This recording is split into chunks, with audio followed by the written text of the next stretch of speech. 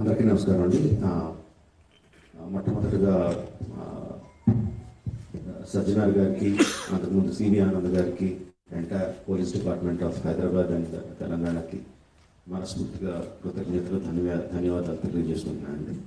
ఇది సినిమాలో super hit సీన్లా ఉందండి. విలన్ ఛాలెంజ్ చేస్తే హీరో విత్ ఇన్ 2 months తీసుకెళ్ళి కట్టకాల వెనకాల వేయనున్నది. బస్ మాస్టర్ హస్తంలాగా తన తల మీద తనే చేయబెట్టుకున్నాడు. Don't mess up with police, be careful, ఏం మాట్లాడతారు ఏం చేస్తారు అన్నది చాలా గట్టిగా చెప్పారు సజ్జనార్ గారు and entire police department. Thank you very much sir. ఒకటే చెప్పదలుచుకున్నాడే, నథింగ్ ఈజ్ ఫ్రీ.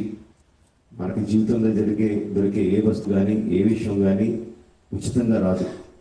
దాని వెనకాల హిడెన్ కాస్ట్ ఉంటుంది. ఆ హిడెన్ కాస్ట్ చాలా భయంకరంగా, చాలా దారుణంగా, చావు వరకు తీసుకెళ్లే వరకు ఉంటుంది.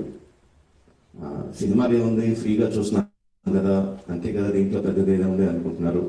బట్ ఆ పైరసీ సినిమాలు చేసి ఏమీ సంఘసేవ చేయట్లేదండి. వాళ్ళు ఫ్రీగా ఏం చేయట్లేదు. అంత పెద్ద పెద్ద వెబ్సైట్లు, అంత పెద్ద పెద్ద సర్వర్స్ అవన్నీ హోస్ట్ చేయాలంటే చాలా ఖర్చు అవుతుంది. దానికి అంతా ఆ డబ్బు అంతా ఎక్కడి నుంచి వస్తుందండి? మా దగ్గర నుంచి రావట్లేదు డబ్బు. మా సినిమా పైరసీ చేయబడుతుంది, దాని ద్వారా నష్టపోతున్నాం తప్ప మేమే వాళ్ళకి డబ్బులు ఇవ్వట్లేదు. సో డబ్బులు ఎవరు ఇస్తున్నారు వాళ్ళకి? అదంతా రన్ చేయడానికి మీరే ఇస్తున్నారు. మీ పర్సనల్ డేటా అమ్మడం ద్వారా ఇస్తున్నారు. సో ఈ పర్సనల్ డేటా అన్నది చాలామందికి తెలియకపోవచ్చు, చాలామందికి తెలియచ్చు, చాలామందికి తెలియదు.